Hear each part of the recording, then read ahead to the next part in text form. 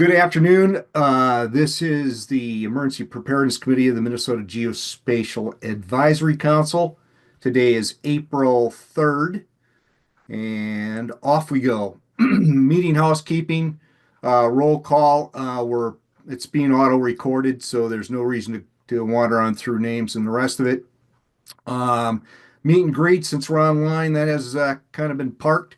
You can wave at everybody and whatnot, but our typical handshaking and hugging that normally goes on at the start of an EPC meeting, not so much available online. As I've indicated, a recording is being made, and with that, I'm going to call the meeting to order. And with that, we'll open the agenda, take a look at it. Is there any additions, deletions, changes to the agenda as published? And you previously received it, I think. So with that, do I hear anything from the floor? Going once, going twice, gone. Do I have a motion to approve the agenda as published? So move. And I need a second, if you would please. Second. Thank you, Stacy. And with that, the agenda is approved and we're underway, because the reality is, once again, online, unless you want to vote against it, I guess I should open the floor for anyone opposed. Please make it known. Going once, going twice, gone. Okay, underway on the agenda is published. Updates, issues, and good efforts. Oh, come on. You knew what was going to happen, didn't you? You know, these electric bikes, sooner or later, somebody was going to start souping them up. And sure enough, we've already reached the level of motorcycle. So it's coming to a neighborhood near you soon. So anybody from the emergency services sector, get ready to be picking up broken skulls from this kind of nonsense. Okay, upcoming conferences that are impactful to pieces and parts of what the EPC does. On next Wednesday, Bob Bisquez, who's on the call, will be down in Orlando, Florida with Kelly Connolly, who is the head of Gopher State One Call, and they'll be talking through the Minnesota Utilities mapping project. That rascal has been underway for 4.5 years and is in its trailing evolution, as you'll see as we go through the slides here.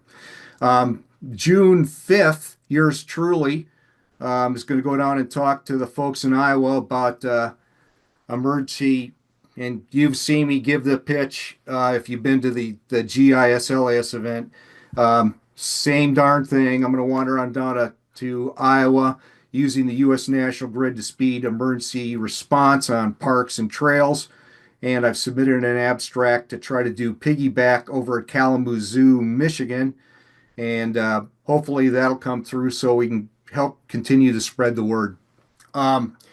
Mike Sovereign and myself are going to take a booth down to the International Trail Symposium, once again trying to reinforce the word about the U.S. National Grid, the endorsing authorities that are behind the U.S. National Grid, the different ways that it potentially can be used, that kind of a pitch, and the potential for putting markers on trails. If you're not aware of it, the GIS-LAS conference call for presentations is on the street right now. They shifted the conference from Mankato back up to Duluth, and the dates are the 1 through 3. The deadline to submit abstracts is May 16th, and they're pretty adamant about you can only submit online. And you can't find anything on at least when I checked, I couldn't find anything on the resident page for the GIS-LAS Association. So you had to have the link directly to get into the abstract area. So I've got it published up there in the recent news announcement that came out from the GIS-LAS organization has that same link available in it. Last time we were together, we were chatting about the fact that Hennepin County was trying to organize a statewide response group for landslides. And I think the attention getter for a lot of people is more people, more Minnesotans in the basically last decade have been killed by landslides and by tornadoes. Something I conceptually never had my brain around. So it is a significant issue in the state because a large chunk of it lives on loam. And as you can see here, the collapse, this one's behind the hospital in Minneapolis. This one's over in Mendota Heights. But anyway, what got resolved out of that is things got worked through to the degree that there was a built-in relationship put together between MinGeo directly and Hennepin County. They submitted to the USGS, but as typically happens in this day and age, the level of funding dried up. And although this project rated very highly, they only funded one project, and this was not the one that got the money. So they're positioning themselves to reapply next year, and hopefully that'll bring a little money and a little clout in for MinGeo at the same time. So it could be a really good deal there. I reached out to the folks at Rapid Deploy about the way that they are displaying coordinates in their system and have received no response back. But that doesn't mean we're done beating the drum on that issue. There are some things there that need to be cleaned up to make them more understandable, since particularly this is a system that's deployed statewide into the 911 system in Minnesota. So there needs to be a little work there that goes on. The next piece we got here for you is a quick chat about people on our updates. Kelly Rollwagon, I was unaware of it until very recently, has departed. I'm not sure what the circumstances were. There may be somebody in the call that knows about that. But Kelly, the last thing that I could find online for, she was still hard at work in late November. I don't know, maybe she retired at the end of the year. Kevin That's Reed is, Christy, by the way. yep, Her first name is Christy. yes, Christy. Did I make a mistake? Yeah, you said Kelly. Oh, I am so sorry. I apologize. Thank you. Kevin Reed's the current interim director through May 6th, and Gal from over in Grand Rapids, Michigan, has been hired as her replacement, and I believe you'd pronounce it Allison Farola. I don't know. Brian, you may know better on that issue. I don't know. Going once? Yep. Allison's first day will be the 7th of May. Okay. Thank you very much. Appreciate that. Yep. Okay. Other updates. What do I have for you? If you think this is made up, I've provided the link to YouTube where you can watch the video of this evolution taking place. What could possibly go wrong? All right, here we go. All disasters are local. So I'm going to beat the drum on behalf of FEMA here, because here's the deal. I don't know how many of you have seen the discussion that's gone on with the current secretary for the Department of Homeland Security to the effect of saying that FEMA is going away. Well, the problem with that is FEMA goes away. There's lots of things that FEMA does besides sending out checks that are going to have to live somewhere, and it makes sense to put them all in one place, like setting national standards, interagency coordination during disasters.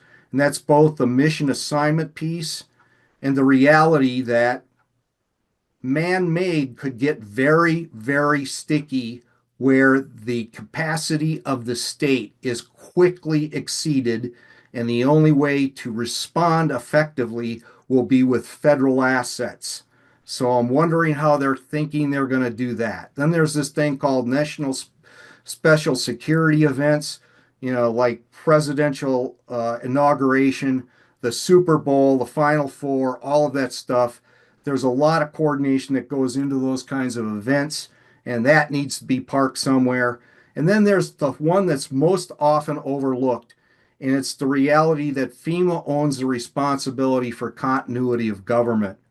And for those of you that may or may not be familiar with it, there are a number of sites across the United States that facilitate continuity of government. Probably the one that is most readily known is the one that belongs to the Department of Defense in Cheyenne Mountain out in Colorado. But, as I've mentioned before, there's a place, as an example, it's called Mount Weather. It's clearly something you can go Google and find out all about online in Wikipedia. And that's the one of the continuity of government locations. And somebody's got to run that, and FEMA is in fact running that thing. And then there's grant programs and disaster relief funds.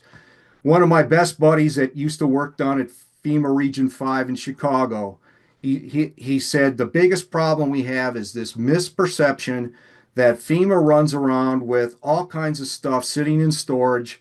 But the reality is they've got some chainsaws, they've got some ice making machines, they got a few trucks here and there and some trailers. And the reality is there are 2,700 people with a checkbook. Well, that actually can be a factor that has direct impact on the state beyond the issue of the state picking up more of the bill when disasters happens. But here's an example of mapping, mitigation planning. All of that stuff is done out of FEMA to figure out where the floodplains are and the rest of it. So there's a potential state consequence, a need for more robust mapping capabilities, which means somebody's going to have to be writing a check over in St. Paul. So this issue of FEMA potentially going away, it has far-ranging impact, and specifically as we continue to move into a more robust GIS world, it will have impact on the bottom line in the state of Minnesota. Okay, good efforts. Well, what do we have going on with good efforts? Here we go. I've talked about this one before. I'm going to reinforce it one final time, and then I'll stop yapping about it. Allison Slats and her crew up at MinGeo have got this project underway. They've been meeting on it, and that's trying to develop a state standard for how you endorse data so that there can be a unified view of, for instance, schools, so that within whatever platform it might be in, whether it's Google or it's something behind the firewall distributed by the feds, everybody's looking at the same information about where schools are. There may be different levels of access about information about how many beds you can fit in a school or how many students go there. But the reality is the basic information about where something is needs to be, we need to have a vetting process till we can get to a endorsed layer for that, so there isn't confusion during a disaster or an emergency. Okay, so here, please think about helping out Allison.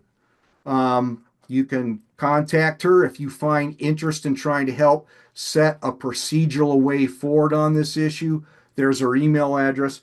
Give her a shout out. Say, hey, Steve Swayze was talking about this. I'd like to participate in making sure we get the best answer for the state of Minnesota. Am I talking fast enough? Okay, I got to take a drink of water while you ponder.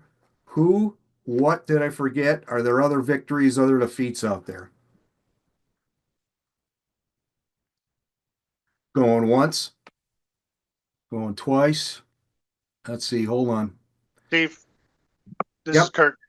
yep, Here, go I'll ahead. start my video so you can see me. So I did throw a little thing in the chat box there about the current status of NextGen 911 GIS data upload to the statewide aggregate. So if anyone has any questions or information about needs more information about that, I stand for questions. So, but link in the chat box there for where we stand as far as GIS data for NextGen 911 use in the statewide aggregate. Hey, Kurt, thank you very much. Curtis, thank you very much for that. Appreciate it. just pull up the chat area. You can pull down there, and he's got the link in there. So thank you again, Curtis. Okay, anything else? Going once, going twice, gone. Okay, we're down to project team reports. The project teams recently, our board of or I should say, yeah, our leadership team got together and chatted through where we are on our various projects.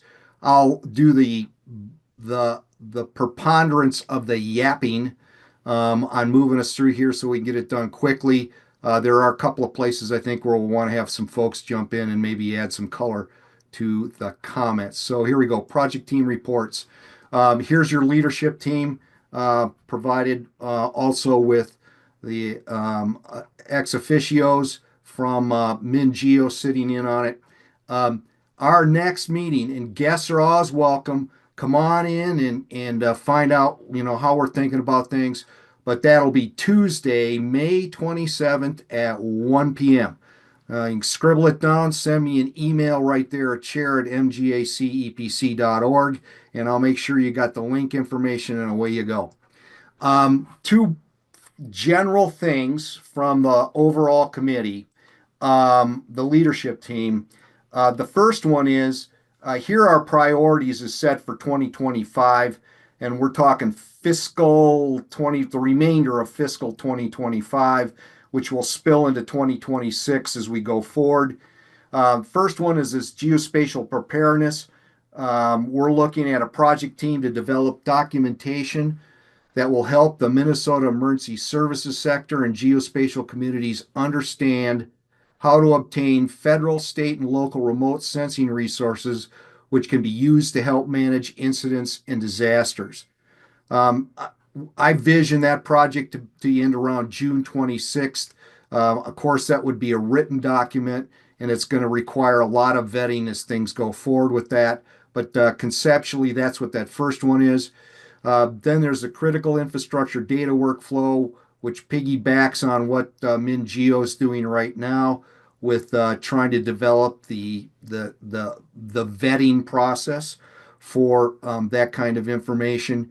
And really, that sort of a project has an indefinite end date because there will always be a need for that process to be up and running and the vetting of data. So how that matures over the time going forward, yet to be seen. The U.S. National Grid materials, maps, procedures, templates, and other materials to help all levels of government implement the U.S. National Grid. That project end date is to be determined. It's similar to the critical data workflow thing, but I think the reality is, and Randy, as he'll talk about it this afternoon, is, there's some levels of maturity and things being broken out that MinGeo's picking up. So the reality of that project team may be fading into the future, but yet to be seen. And then last but not least, underground utilities mapping project team. That one, we're looking at that thing being wrapped up sometime around the end of the year. And I'll talk more about that in just a second. But just to kind of give you an overview, those are the four main thrusts that are out there for the EPC. And this slide I know is busy as all get out, but what the idea here is, and the important thing to take away from it, is the Minnesota Geospatial Advisory Council is now asking that we, at the change of the biennium, to report what had gone on in the previous 2 years and to report forward as to what we think we'll be able to do in the 2 years that follows. So the end of term report that will be due for the EPC will occur on June 30th. They're asking us to actually submit it on May 21st, which backs it all the way up for you project chairs that are out there to be thinking around the 1st of May is where we're going to have our act together. And that would be primarily on what you think you're going to do with, in the next 2 years. So as you can see here, here's the layout for the rest of the next 2 years and how that stuff works in. Takes us down to the critical infrastructure assessment group. The Minnesota State Hazard Plan It is my understanding, and Stacy, I'm going to ask you to jump in here, just real quick on insight that you may have as to whether or not the tea leaves are saying the funding may actually come back. Well, the funding hasn't been cut for this. We already have obligated funding. But of course that could change. But yeah, we don't know anything.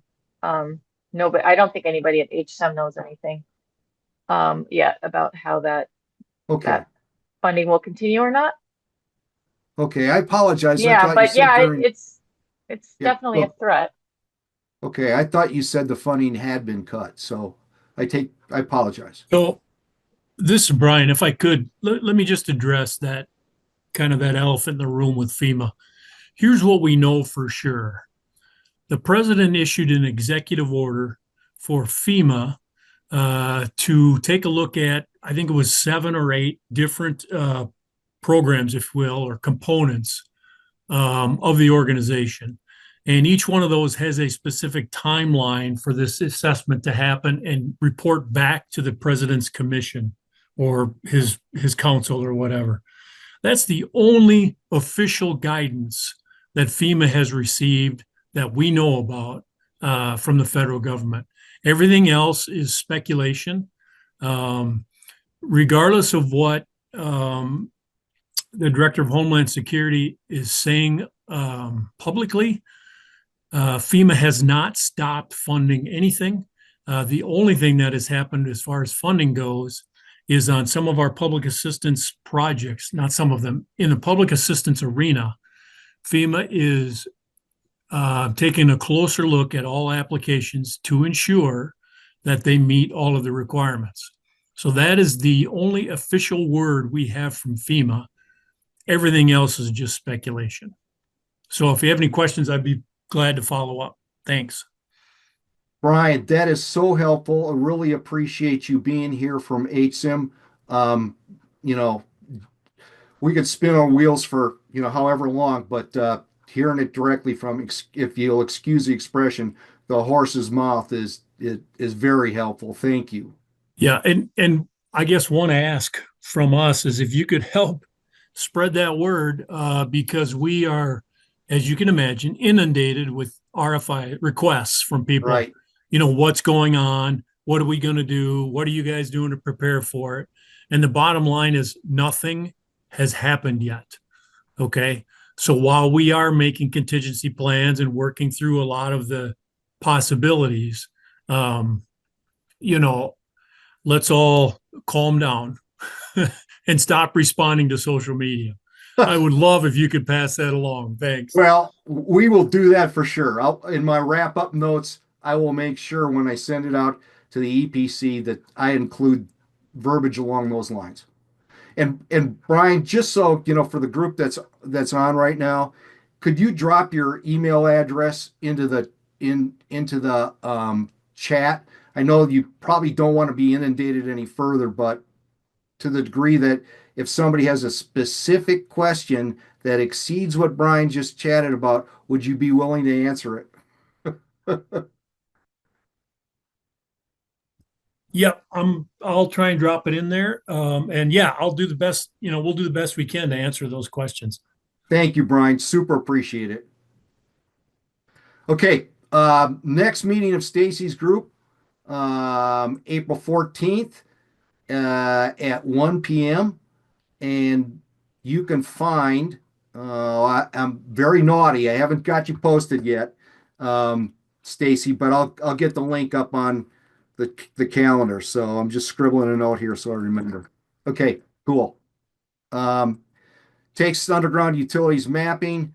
Real quick on this, as I indicated, this project in reality is seen as a decade kind of deal.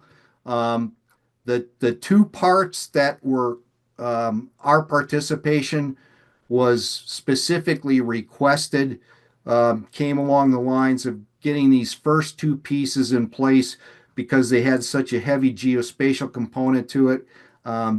As I indicated, I'm seeing this thing wrapping up in both phases by the end of 25, maybe spills a little bit into 26, but we'll see what happens there. The first part, which is the Fusion View software, which has the ability to aggregate the view, the visual understanding of where all utilities are in a requested dig area. That project is, as you can see there, on the cusp of being done in terms of its implementation, as will be done at Gopher State One Call. We did get a monkey wrench thrown into the gears on that in talking to the folks at PHMSA. They are not convinced.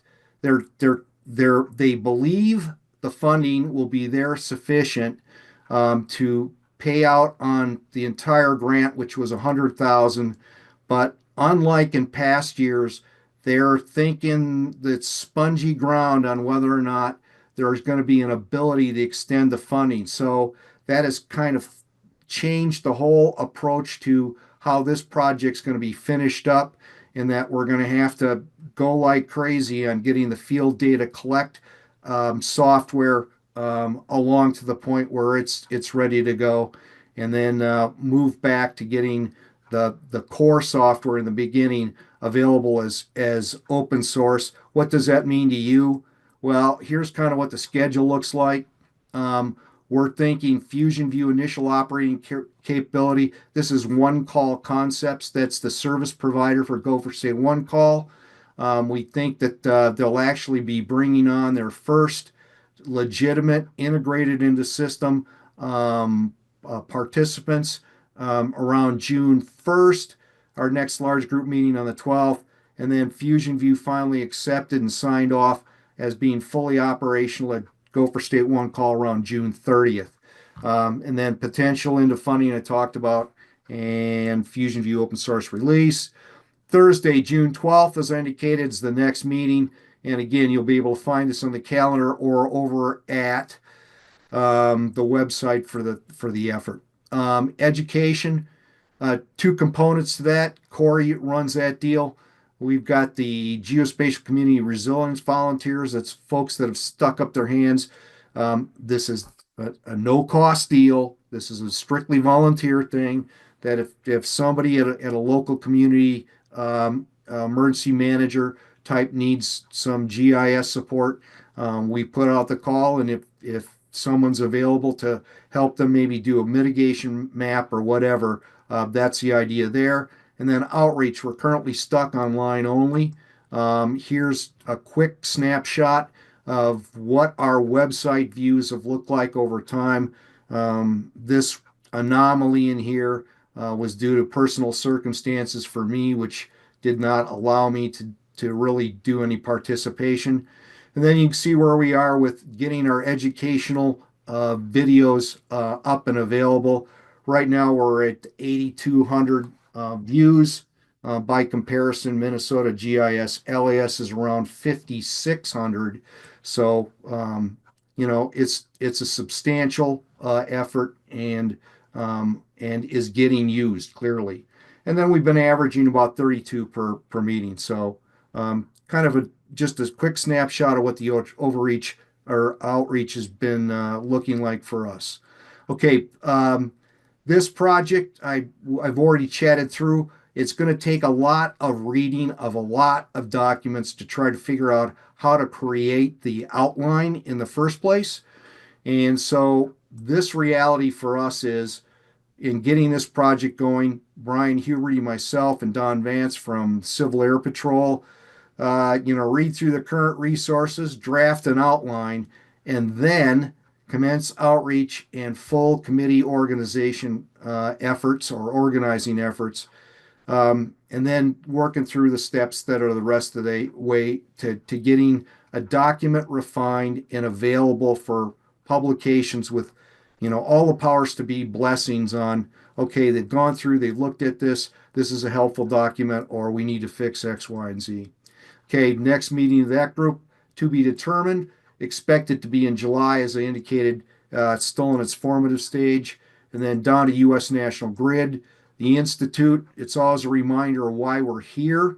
And if you go online and do some research, search of Google or whatever, you can find what's happening is that when these 911 calls are not being answered in an efficient manner, the lawsuits are starting to get more and more pervasive, and the settlements are becoming larger and larger. In this particular case, this gal dropped over in her kitchen. Her son, who was 8 years old, knew how to talk about numbers, and he could tell them the house number, but he couldn't tell them what street they were on. And so it ended up flailing around for a good 30 minutes before they finally got an ambulance over there. And, once again, it's a reminder of the simplicity of U.S. National Grid, which Randy will talk about and why it's important. We just ask that you help spread the word. The Institute is stood up and out there at usngi.org. And I'd ask you also to consider joining us on LinkedIn. We're trying to get to an initial threshold of 200. As of this morning, we're at 146 and continuing to climb. So please give that some consideration. Next meeting of that group is April 23rd at 2 p.m. in the afternoon. And again, you can find that. It will be posted on our calendar board. Old business. Is there any old business from the floor? Going once, going twice, gone. I know I'm always yapping like I'm a fire hose, but I can't help it. There's a lot to get through. Is there any new business? Going once, going twice, gone. Randy, they're all waiting for you. They want me to stop chatting. All right. Takes us down to comments, announcements, and other business. The floor is open. Are there any other comments, announcement, or other business? Going once, going twice, gone. Oh, wait a minute. There's a volunteer of the quarter. I wonder who it might be. Oh, it's this guy who's still using the 15-year-old photo. Bob, are you on the call? I don't know. He's either Yes, on I'm the. here. I'm Oh, here. see, we got him to fess up. Yep. All right. Volunteer of the quarter, Bob Bisquez. He's a member of the EPC Underground Utility Mapping Project team. Here's a citation. Bob Bisquez has been a member of the EPC since 2008. During that time, he has contributed significantly to the EPC's efforts by donating his substantial expertise and programming skills to project work, which has created many of the committee's innovative mapping services. His efforts include creating a unique online map of locally important data that was used by responders at the Multi-Agency Coordination Center during the Minneapolis-St. Paul 2008 Republican National Convention, developing procedures and techniques which substantially sped up delivery of Civil Air Patrol imagery to the state EOC during the Red River Valley flooding of 2009 and 2010, and managing recent development of prototype software which validated data sharing concepts that are now the cornerstone of the EPC's Underground Utilities Mapping Project Team effort. A truly exemplary member of Minnesota's GIS community, Bob is the EPC's Volunteer of the Quarter for first quarter of 2025. My most sincere appreciation to you, Bob, and I can't thank you enough for all the work you've done over the years in making the EPC what be able to effectively deliver on its mission. So thank you so much. Okay, that takes us down to the next EPC meeting. Get out your calendars. We're trying to keep meetings from falling in the heart of summer. So we'll be a quick turnaround. We'll be back on Thursday, June 26th, 2 p.m. in the afternoon, where online, and presentation topic to be determined.